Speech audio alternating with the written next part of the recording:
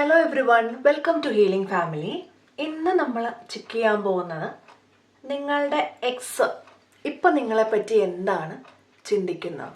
Okay, നിങ്ങളുടെ ex ആരുമായിക്കോട്ടെ, think about that person.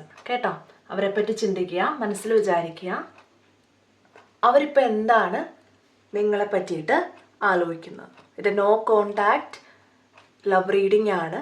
No കോണ്ടാക്റ്റിൽ ഇരിക്കുന്നവർക്ക് വേണ്ടി മാത്രമുള്ള റീഡിംഗ് ആണ് കേട്ടോ. ആ പേഴ്സൺ അപ്പോൾ എന്താണ് നിങ്ങളെപ്പറ്റി നിങ്ങളോട് ഫീൽ ചെയ്യുന്നത് കേട്ടോ, അതാണ് നോക്കാൻ പോകുന്നത്. നോ കോണ്ടാക്റ്റ് ആണ്.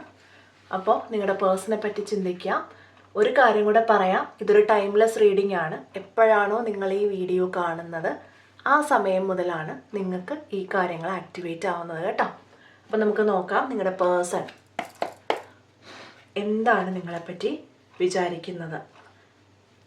Universe please guide me.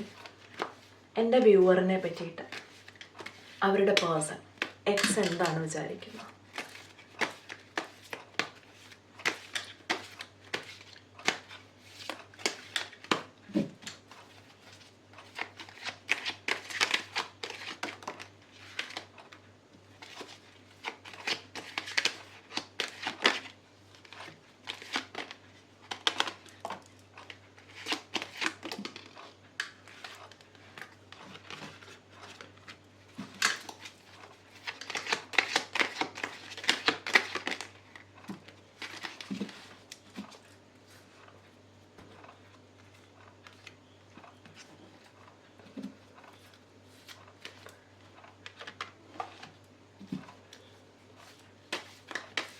Clarification കൂടെ നോക്കട്ടെ കേട്ടോ.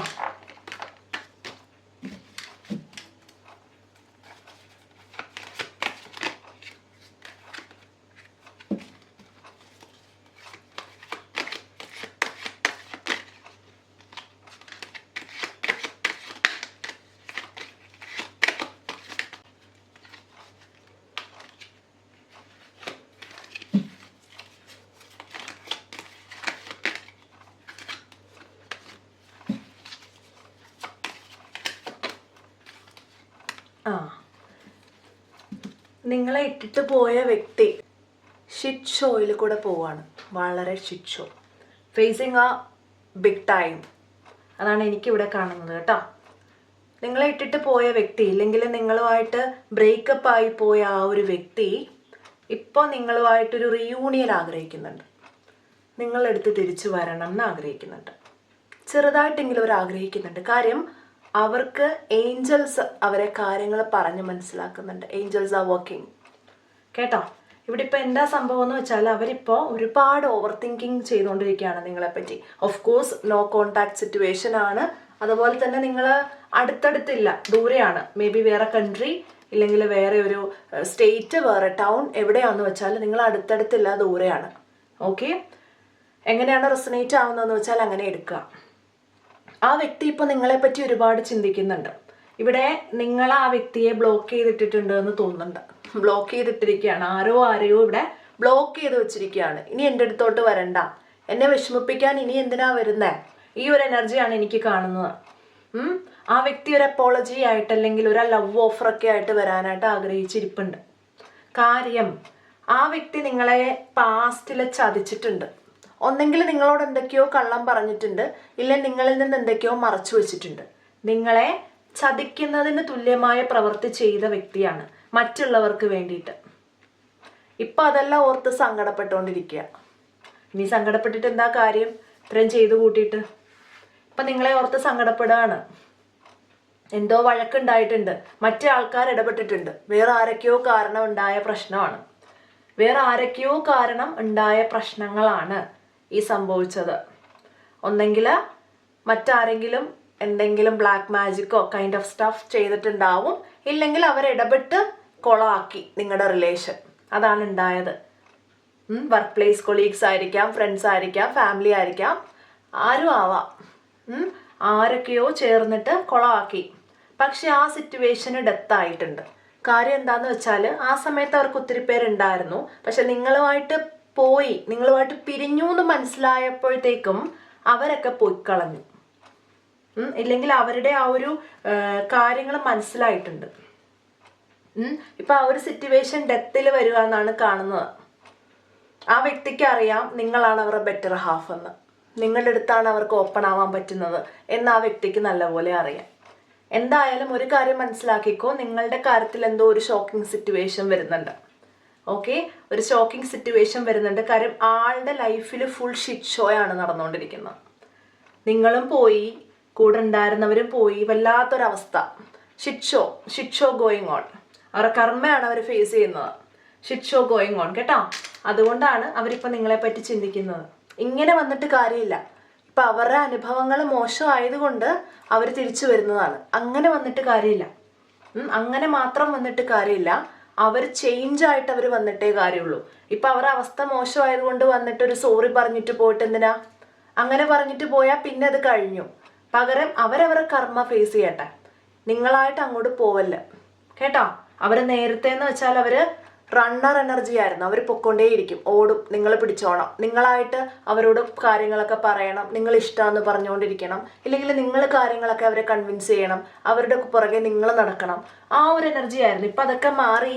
ഇനി മടുത്തു, കള്ളം പറഞ്ഞു മടുത്തു, ഇല്ലെങ്കിൽ ഇനി നിന്നോട് ഡിസോണസ്റ്റായി ഞാൻ മടുത്തു, ഇല്ലെങ്കിൽ എത്ര നാൾ ഞാനിങ്ങനെ കള്ളം പറഞ്ഞ് നടക്കും എന്നൊക്കെയാണ് ആളിപ്പോൾ ചിന്തിക്കുന്നത്.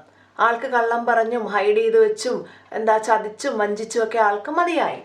അതാണ് ഇവിടെ എനിക്ക് കാണുന്ന എനർജി കേട്ടോ. ഇത് പല എനർജീസായിട്ട് എനിക്ക് ഫീൽ ചെയ്യുന്നില്ല. അതുകൊണ്ട് തന്നെ ഇത് എല്ലാവരുമായിട്ടും റെസണേറ്റ് ആവില്ല കേട്ടോ. ഇത് ഏതോ സ്പെസിഫിക് ആയിട്ടുള്ള ആൾക്കാർക്ക് വേണ്ടിയിട്ടുള്ള റീഡിംഗ് ആണ് കേട്ടോ. എല്ലാവരുമായിട്ടും റെസണേറ്റ് ആവില്ല. റെസണേറ്റ് ആയാൽ തീർച്ചയായിട്ടും ക്ലെയിം ചെയ്യുക. I claim this energy, thank you universe എന്ന് തീർച്ചയായിട്ടും നിങ്ങൾ കമൻറ്റ് ബോക്സിൽ എഴുതിയിടുക കേട്ടോ. ക്ലെയിം ചെയ്യണം. നിങ്ങളുടെ എനർജി ആണെങ്കിൽ തീർച്ചയായിട്ടും ക്ലെയിം ചെയ്യാം. അപ്പം നിങ്ങളുടെ പേഴ്സൺ ഇപ്പം ഇങ്ങനെയൊക്കെയാണ് നിങ്ങളെ പറ്റിയിട്ട് വിചാരിച്ചു കൊണ്ടിരിക്കുന്നത്. നിങ്ങളുടെ അടുത്ത് വരണം, ഒരു ക്ഷമയെങ്കിലും പറയണം എന്നൊക്കെ ആഗ്രഹിക്കുന്നുണ്ട്. അപ്പം ഈ പേഴ്സൺ എന്ത് ആക്ഷനാണ് എടുക്കാൻ പോകുന്നതെന്ന് നമുക്കൊന്ന് നോക്കാം കേട്ടോ. എൻ്റെ വ്യൂവേഴ്സിൻ്റെ പേഴ്സൺസ് അവരോട് എന്ത് ആക്ഷനാണ് എടുക്കാൻ പോകുന്നത്? എന്ത് ആക്ഷനാണ് എടുക്കാൻ പോകുന്നത്?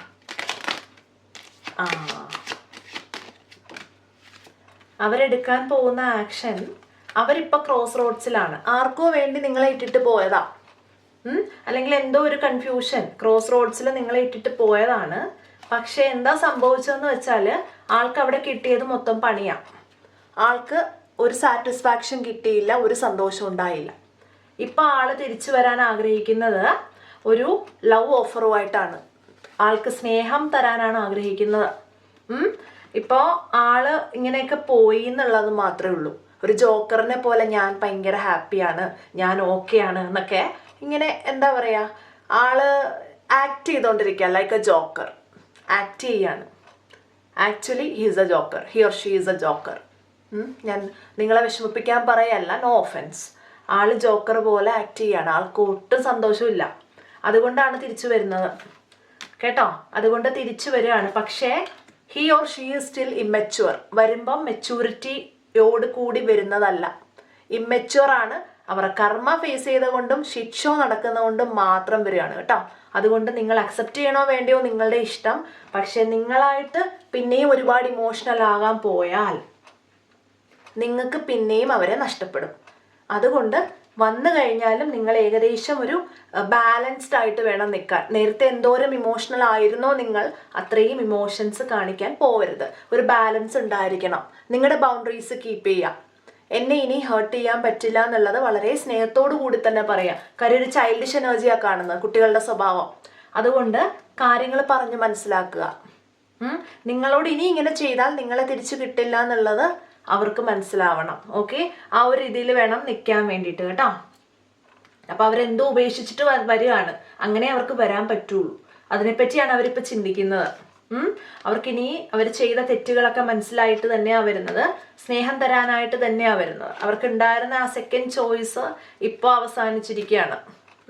അതുകൊണ്ട് നിങ്ങൾ സോൾമേറ്റ് ആണെന്ന് മനസ്സിലാക്കിയിട്ട് ഒരു ലവ് ഓഫർ തരാൻ വേണ്ടിയിട്ടാണ് ആൾ വരുന്നത് കേട്ടോ. അപ്പം അവരുടെ കാര്യത്തിൽ നമുക്ക് ഏഞ്ചൽസിന് എന്താണ് നിങ്ങളോട് പറയാനുള്ളതെന്ന് നോക്കാം.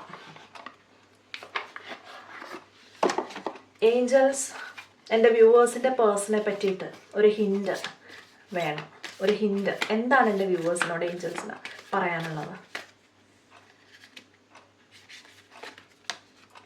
ഓക്കെ, ഞാൻ പറഞ്ഞത് തന്നെയാണ് വന്നിരിക്കുന്നത്. കണ്ടോ കണ്ടോ, കോഷനാണ് വന്നിരിക്കുന്നത്. കോഷൻ, അതായത് നിങ്ങൾ സൂക്ഷിക്കുക കേട്ടോ. ഈ വ്യക്തി കർമ്മം കണ്ടിട്ട് മാത്രമാണ് വരുന്നത്. സൂക്ഷിക്കുക, നിങ്ങൾ കോഷ്യസ് ആയിട്ടിരിക്കുക. അതിൻ്റെ കോൺസിക്വൻസ് ഇല്ലെങ്കിൽ നിങ്ങൾ ഫേസ് ചെയ്യേണ്ടി വരും. അതുകൊണ്ടാണ് കേട്ടോ സൂക്ഷിക്കുക എന്ന് പറയുന്നത്. മനസ്സിലായോ? അപ്പം ഞാൻ പറഞ്ഞു തന്ന കാര്യം മനസ്സിലായല്ലോ. നിങ്ങൾ കോഷ്യസ് ആയിട്ടിരിക്കുക, കോഷ്യസ് ആയിട്ടിരിക്കുക. നിങ്ങളുടെ അടുത്ത് ആരാണ് വരുന്നതെങ്കിലും നിങ്ങൾക്ക് ഏഞ്ചൽസിൻ്റെ സപ്പോർട്ടുണ്ട് കേട്ടോ. നിങ്ങളുടെ അടുത്ത് ആര് വന്നാലും ശരി, നിങ്ങൾ കോഷ്യസ് ആയിട്ടിരിക്കുക. നിങ്ങൾ നിങ്ങളുടെ ഗട്ട് ഫീലിങ്ങിനെ മനസ്സിലാക്കുക. നിങ്ങൾക്ക് ഏഞ്ചൽസ് പറഞ്ഞു തരുന്ന കാര്യങ്ങളെല്ലാം നിങ്ങൾ ശ്രദ്ധിക്കുക കേട്ടോ. കോഷ്യസ് ആയിട്ടിരിക്കുക. വരുമ്പോൾ ചാടിക്കേറി അക്സെപ്റ്റ് ചെയ്ത് ചാടിക്കേറി അവരോട് ഇമോഷണലായിട്ട് ഇരിക്കല്ല കേട്ടോ. അതാണ് എനിക്ക് പറയാനുള്ളത്.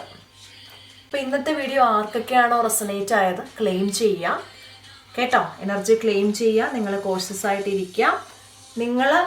നിങ്ങളുടെ ഡിസിഷനാണ്. ഇറ്റ്സ് അപ് ടു യു കേട്ടോ. നിങ്ങളുടെ ഡിസിഷനാണ്.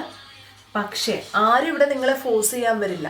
എങ്കിൽ പോലും നിങ്ങളുടെ വഴി നിങ്ങൾ ശ്രദ്ധിച്ച് തന്നെ മുന്നോട്ട് പോകണം കേട്ടോ. ഇങ്ങനെയുള്ള മെസ്സേജാണ് ഇവിടെ വരുന്നത്. അപ്പോൾ ഇന്നത്തെ വീഡിയോ ഇഷ്ടപ്പെട്ടു എന്ന് വിചാരിക്കുന്നു. ഇനി ഇങ്ങനെയുള്ള വീഡിയോസായിട്ട് വരുന്നതായിരിക്കും. റെസൊനേറ്റ് ആയില്ല എന്നുണ്ടെങ്കിൽ നിർബന്ധിച്ച് ആരും വീഡിയോ റെസൊനേറ്റ് ചെയ്യിക്കരുത് കേട്ടോ. നിങ്ങളായിട്ട് റെസൊനേറ്റ് ആയാൽ മാത്രം ക്ലെയിം ചെയ്യാം. ക്ലെയിം ചെയ്യുക. നിങ്ങളുടെ ആ പേഴ്സണായിട്ടൊരു കമ്മ്യൂണിക്കേഷൻ വരുന്നുണ്ട് കേട്ടോ. അതുകൊണ്ട് ക്ലെയിം ചെയ്യുക, സൂക്ഷിക്കുക കേട്ടോ. Thank you so much video കണ്ടതിന്. ബൈ.